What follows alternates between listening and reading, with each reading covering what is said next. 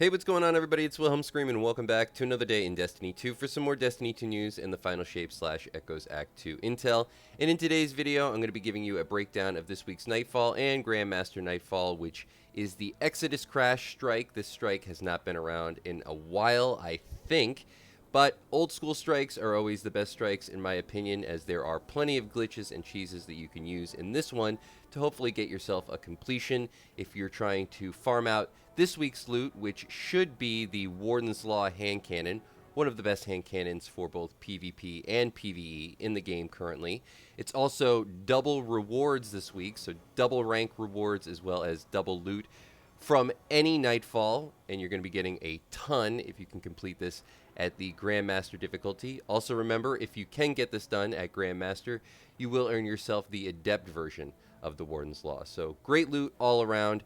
And this being one of the older strikes, certainly one of the best to farm, in my opinion, currently in the Nightfall rotation, though maybe not the fastest, one of the easiest, if done properly.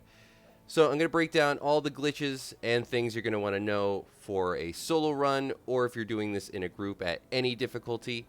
All of these glitches and cheeses will work for any difficulty, regardless if you're doing this solo at the lower levels or at Grandmaster in a group, or if you're even attempting a solo Grandmaster.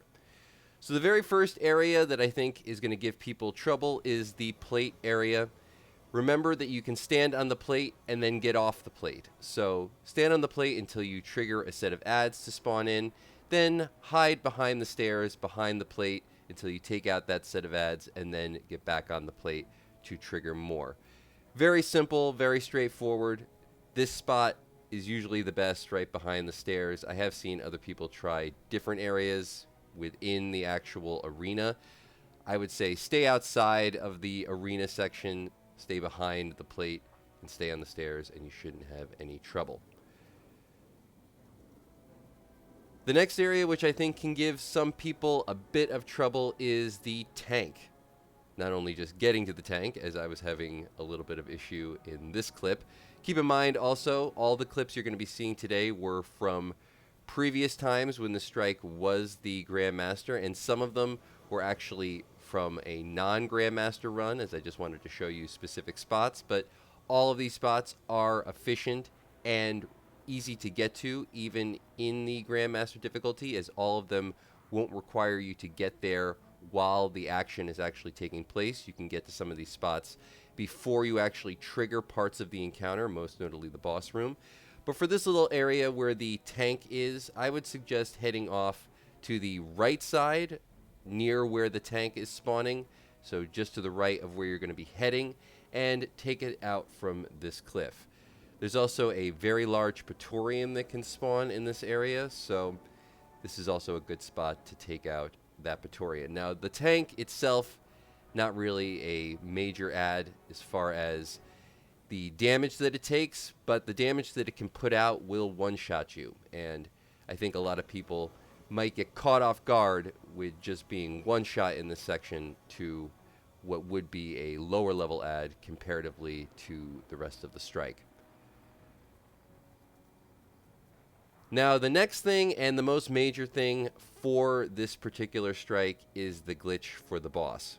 Now, before you actually enter the boss arena, you're going to want to use the tunnel, and this can now be done on any class, which is great. It used to only be really workable for Warlocks and for Titans, or at least the easiest done on those two. But now with Grapple and with Prismatic, all of this is going to be quite a bit easier. But you can jump up onto the top of the tunnel that you enter into, and then over to this ledge on the right.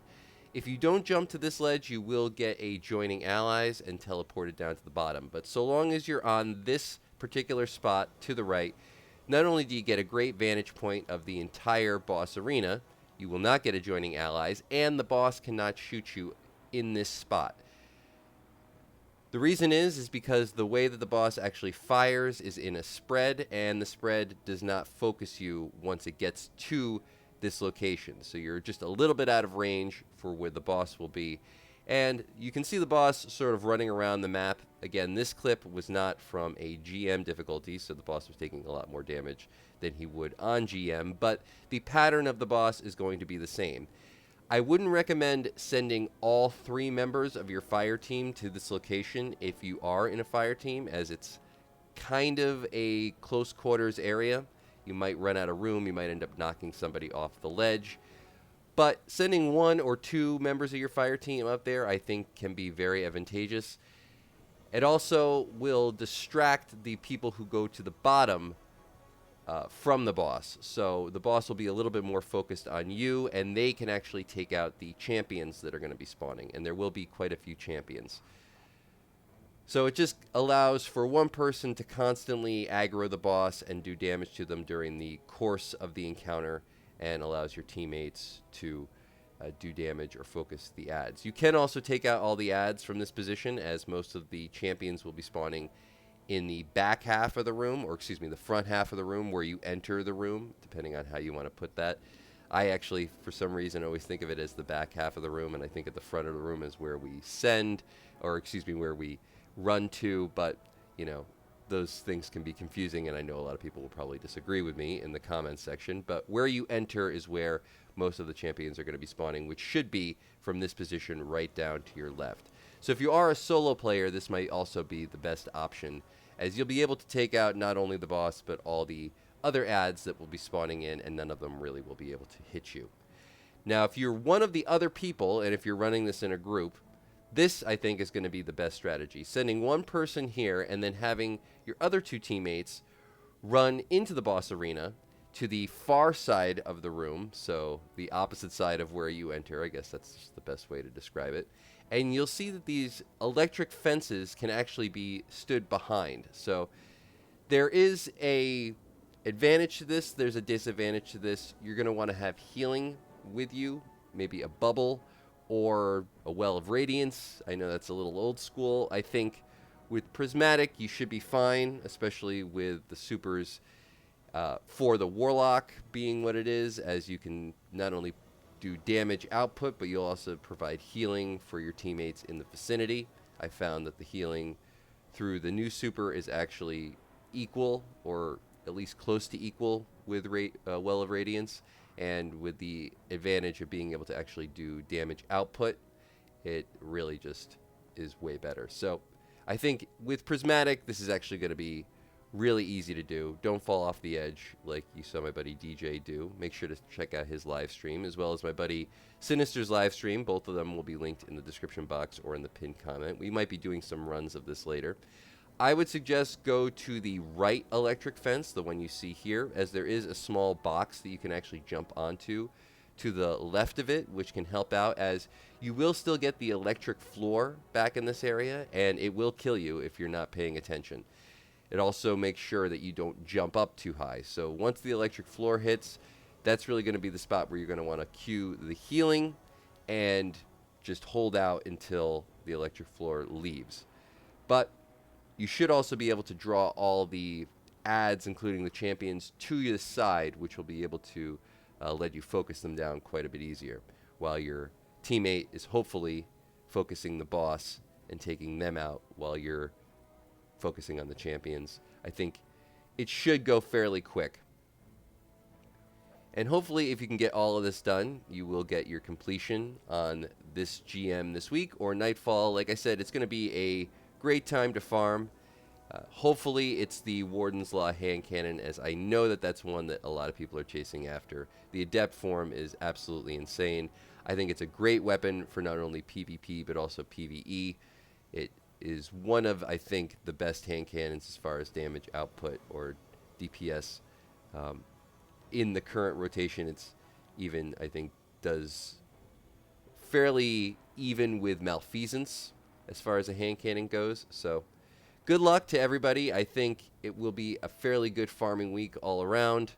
I think most people won't have too much trouble with this particular strike, as it just is so old. There also used to be a way where you could actually cheese the boss off of the ledge by having him attack you and then sort of just stepping to the right. I believe that was fixed. So if you were looking forward to maybe just having the boss jump off the edge for you. You can still get them to jump off the edge, but they will respawn back in the same area where the champions are going to be spawning, which is, again, towards the entrance, what I would consider the back side of the room, but I'm sure most people are going to consider the front of the room. But thanks so much for watching. As always, remember to like, comment, and subscribe to the YouTube channel and turn on the bell to post notifications so you never miss out on any future Destiny 2 The Final Shape content like this. You can also follow me on Instagram or Twitter. They'll be linked in the description box down below. Remember, any of those things also enter you into any future giveaways on this YouTube channel. We do one every 1,000 subscribers. So you never want to miss out. When and if we reach 100,000 subscribers, we'll be giving away an Xbox Series X or a PlayStation or a video card if you play on PC. If you've watched to this point in the video, you can leave a hashtag The Final Shape or a hashtag Echoes or a hashtag Sinister or a hashtag DJ in the comments section down below for another entry into the next giveaway for this video. And once more, I'm Wilhelm Scream. Good luck farming this week. And of course, we will see you next time.